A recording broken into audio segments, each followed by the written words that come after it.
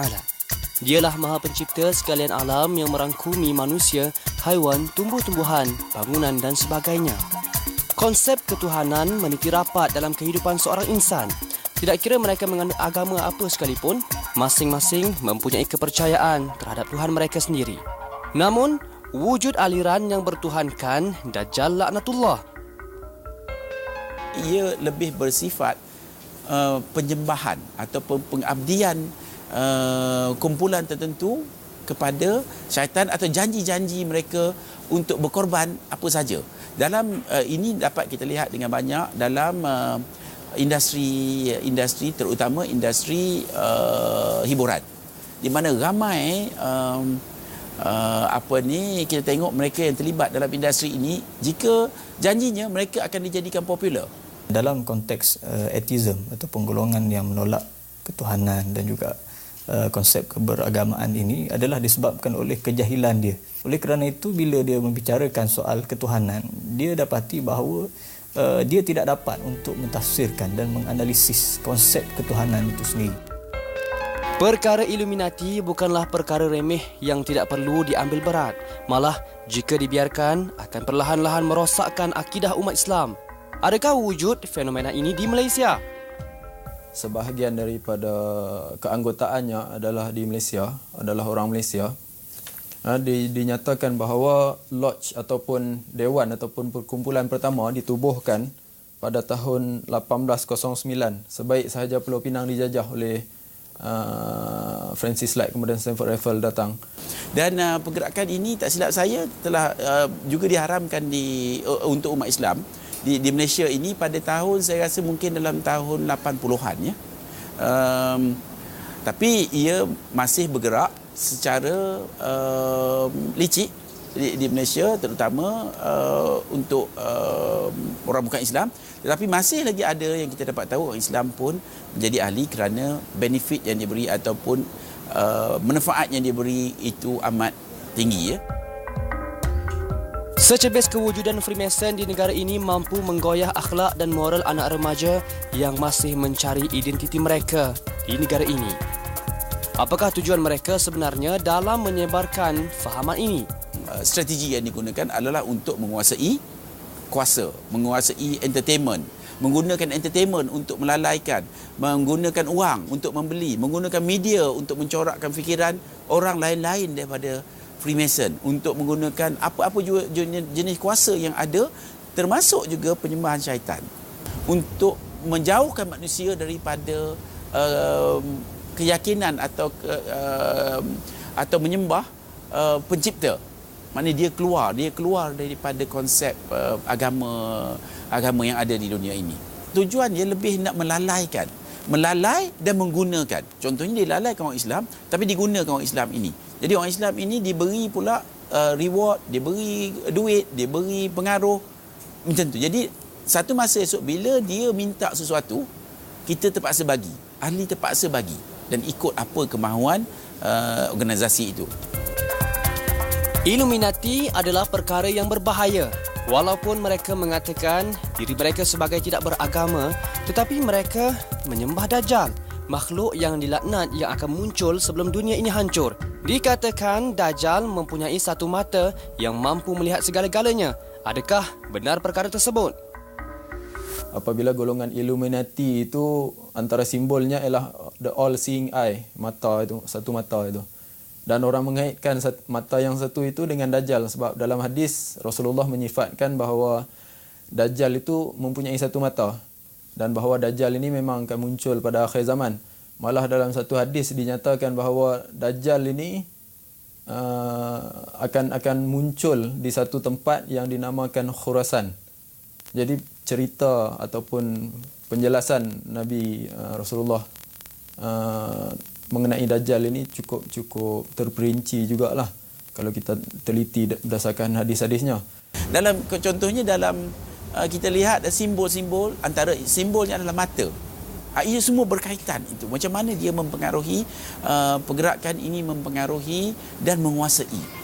Jika aliran pemahaman Illuminati wujud dari penyimpangan agama Kristian, Yahudi pula mewujudkan satu aliran yang akhirnya bersekongkol dengan Illuminati. Apakah ia? Saksikan semuanya dalam isu akidah.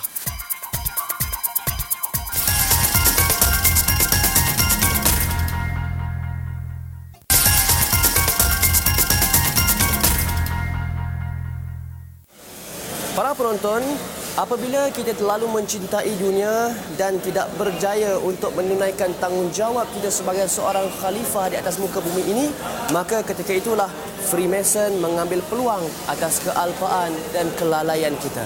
Jadi sebagai umat Islam, berhati-hatilah. Freemason. Mungkin ramai yang pernah mendengar istilah ini. Mungkin juga ramai yang belum pernah mendengarnya. Jika disingkap kembali sejarahnya, Freemason adalah pertubuhan persaudaraan yang dipercayai muncul pada akhir abad ke-16 hingga awal abad ke-17. Ia wujud dalam pelbagai bentuk di seluruh dunia. Dianggarkan keahlian Freemason di seluruh dunia sekitar 5 juta orang. Pertubuhan Freemason wujud dalam pelbagai bentuk, namun mereka berkongsi prinsip dan pandangan moral serta metafizik yang sama. Apakah benar Freemason yang dicanangkan ada kaitannya dengan bangsa Yahudi? Freemason sebagai satu gerakan mempunyai hubungan dengan agama Yahudi, bukan bangsa Yahudi lah, secara khususnya agama Yahudi. Dari sudut Freemason mengambil simbol-simbol tertentu yang ada diguna pakai dalam agama Yahudi untuk kegunaan mereka sendiri, dan antara simbol yang digunakan adalah daripada agama Yahudi, selain daripada yang banyaknya daripada tradisi Mesopotamia ataupun daripada tradisi Mesir kuno lah. Contoh yang kita boleh tengok adalah penggunaan cerita Solomon Temple ataupun David Star atau David Shield, lambang David, lambang yang sekarang ni ada dalam bendera Israel itu. Jadi itu pun digunakan oleh golongan Freemason lama sebelum penubuhan negara Israel lagi. Negara Israel ditubuhkan tahun 40-an begitu. Tapi sebelum itu, gerakan Freemason ini telah menggunakan simbol-simbol sedemikian. Jadi perkaitannya kita boleh lihat di situlah di antara Freemason dengan agama Yahudi. Wujud semasa Perang Salib, mereka ini digelar Knight Templar. Kumpulan tentera yang berpaling tadah ini kemudiannya membentuk satu kumpulan yang besar di Eropah dan memulakan gerakan Masonik. Kebanyakan dari ahli Masonik merupakan mereka yang cerdik pandai dan juga mereka yang menolak agama, menafsirkan segala-galanya berdasarkan logik akal semata-mata. Apa yang membuatkan Freemason begitu berminat dengan agama di dunia?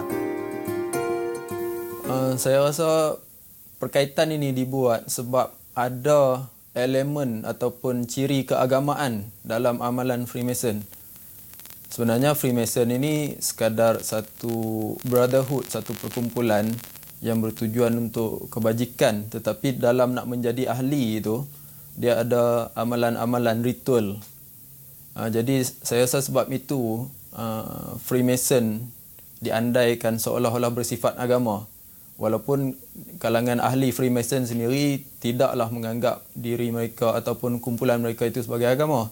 Tetapi orang luar mungkin menganggap mereka sebagai agama sebab ada ciri ritual tadi. Dan juga mereka mempunyai satu senarai kod etika lah, kod moral dan ritual. Contohnya macam ketika menjadi ahli ataupun nak naik dari satu tahap ahli kepada tahap yang lebih tinggi lagi, dibuat ritual, contohnya meletakkan pisau di dada sebagai lambang dia telah mati pada tahap itu, dan kemudiannya akan dilahirkan semula pada tahap yang lebih tinggi lagi. Jadi itu saya rasa adanya kaitan di antara Freemason dan agama. Freemason begitu bersungguh-sungguh menghancurkan agama dengan menjual ayat-ayat mereka kepada golongan yang rapuh imannya. Bukan itu sahaja, gerakan ini mengorak langkah yang lebih jauh dengan menerapkan seni bina Masonik dalam pembinaan bangunan moden. Dalam konteks hadis man tasyabbaha biqaumin fahuwa minhum tadi, itu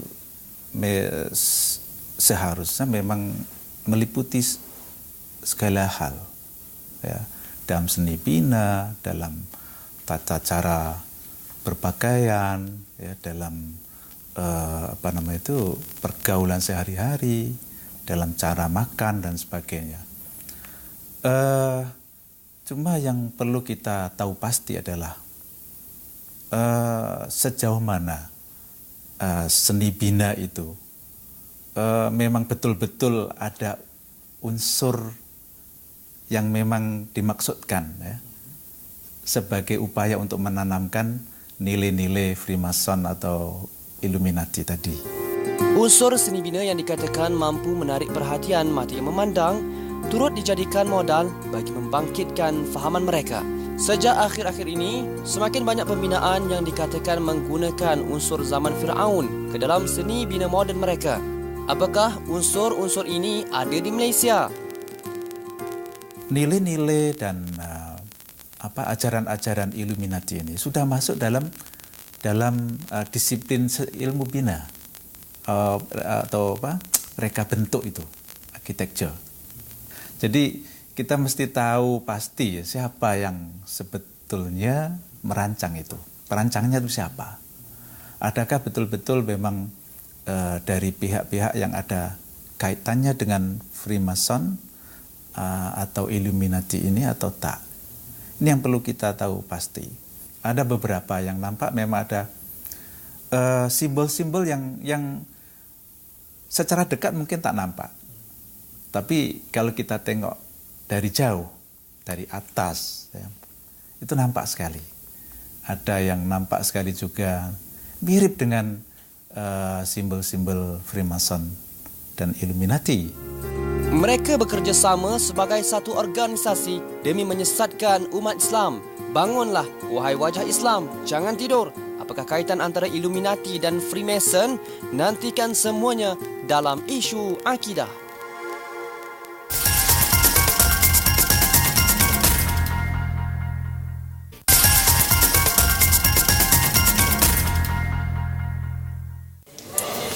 Para penonton, firman Allah Subhanahu wa taala dalam surah Al-A'raf ayat 16 hingga 17 yang bermaksud, ketika mana iblis berkata kepada Allah Subhanahu wa taala, "Wahai Tuhanku, sesungguhnya engkau telah menghukumku sebagai sesat dan aku akan berjanji bahawa aku akan menghalang Bani Adam daripada jalan-jalan yang lurus.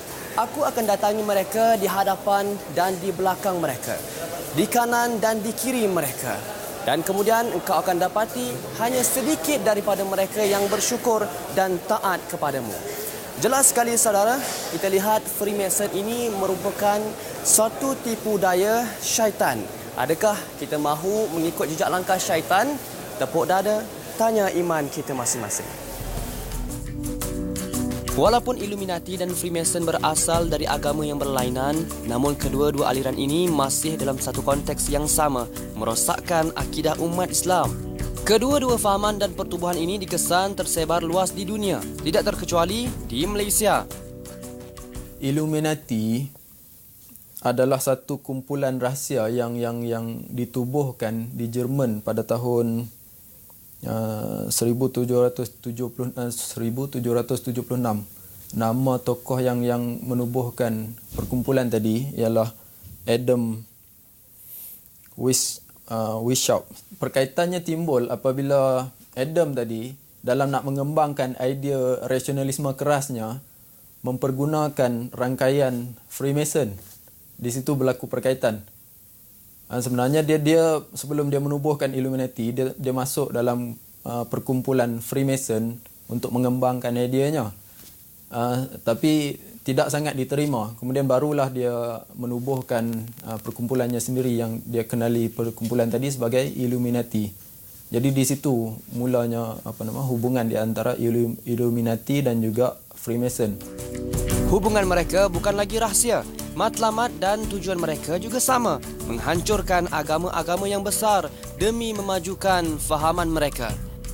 Dinyatakanlah tarikh tahun-tahunnya dan perkembangan ataupun penubuhan lodge ataupun penubuhan dewan-dewan Freemason yang lebih banyak lagi di seluruh Malaysia, bukan setakat di Malaysia, di Indonesia, di Brunei dan Singapura juga. Jadi perkembangannya itu semakin meluas dan sekarang ini kita boleh tengoklah pelbagai kelab Freemason ada di Malaysia ini. Freemason di Malaysia pada kami di Persatuan Pemuda Islam, dia bergerak bebas. Cuma ia mungkin tidak begitu terselah kerana telah diharamkan. Tetapi di belakang-belakang tabir, pergerakan ini masih bergerak. Masih bergerak dengan penuh perancangan. Dan kita lihat hari ini pun kita nampak macam-macam perancangan dia, dan mereka menguasai banyak institusi di mana mereka banyak membuat keputusan atau mempengaruhi keputusan-keputusan yang dibuat oleh agensi-agensi atau orang-orang tertentu, dan mereka ini cara dia adalah menguasai orang-orang penting saja. Kita hanya mampu berharap supaya masyarakat Islam di Malaysia mampu bertahan ke atas serangan-serangan terhadap moral dan juga agama. Walau tidak nampak, tapi setiap serangan mereka pasti memberi kesan terhadap masyarakat Islam. Mereka memang menggunakan berbagai cara, strategi, ya. Semua teknik mereka gunakan untuk menyebarluaskan nilai-nilai Freemason dan nilai-nilai Illuminati itu, ya.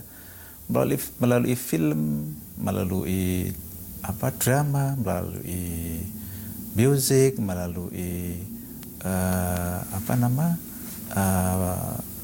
pendidikan terutama itu, mereka semua gunakan itu.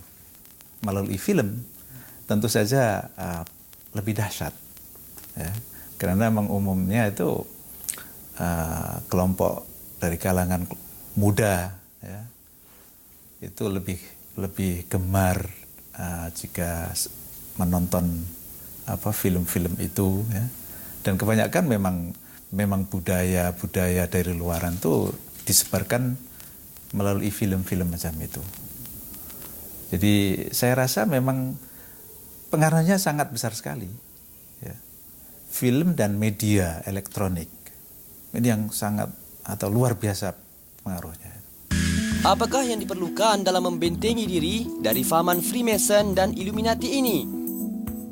Kita pertamanya perlu faham dan perlu tahu sedikit sebanyak sejarah perkembangan Freemason itu. Dan untuk berhadapan dengannya, khususnya dalam konteks adanya umat Islam yang terpengaruh dengan simbolisme Freemason itu. Jadi untuk membentengi diri, saya rasa kita perlu tahu asas akidah Islam pertamanya dan batasan syariat dalam Islam ini, dalam kita mengambil mempergunakan simbol-simbol yang ada dalam Freemason itu.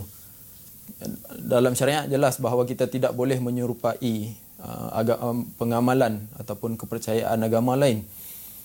Nombor satu, jangan kita terikut-ikut. Kita harus mempunyai akidah yang jelas, fahaman yang jelas. Apa yang kita nak buat? Jangan bila orang buat simbol, kita pun buat simbol. Kita kadang-kadang tanpa disedari. Jadi itulah sebenarnya matlamat dia orang ini, untuk menguasai kita di bawah minda. Umat Islam perlu membaca, perlu mengetahui. Kalau apa yang kita tidak ketahui, kadang-kadang kita lihat mungkin baik untuk kita, tetapi kadang-kadang benda ini merupakan satu benda yang merosakkan akidah kita. Memang setelah telah diputuskan, Freemason atau Illuminati ini memang menyalahi akidah kita kerana keyakinan kita. Patut kita berserah pada Allah, tapi ini merupakan penyelewengan yang jelas. Dan memang wajib, menurut saya wajib dielakkan. Ya, bagi yang sudah tahu latar belakang Freemason dan Illuminati ini wajib hukumnya untuk meninggalkan, untuk mengelakkan. Ya. Sudah jelas lagi terang, fahaman ini sudah menghancurkan tamadun-tamadun yang jelas memperjuangkan agama sejak dahulu lagi. Perangi mereka dengan akal, jangan dengan senjata. Kerana itulah ayat pertama yang diturunkan Allah Subhanahu wa taala kepada kekasihnya Muhammad sallallahu alaihi wasallam, iaitu bacalah, muhasabahlah diri, jangan sampai tersesat. Baiklah, kita telah sampai ke penghujung rancangan. Sebarang komen dan cadangan anda sila hantarkan kepada kami di isu.akidah@tvalhijrah.com. Semoga kita berjumpa lagi pada hari dan waktu yang sama minggu hadapan. Sebelum berpisah, ingat, musuh akidah ada di mana-mana. Wabillahi taufiq wal hidayah. Wassalamualaikum warahmatullahi wabarakatuh. Kami Jeddah demi akidah.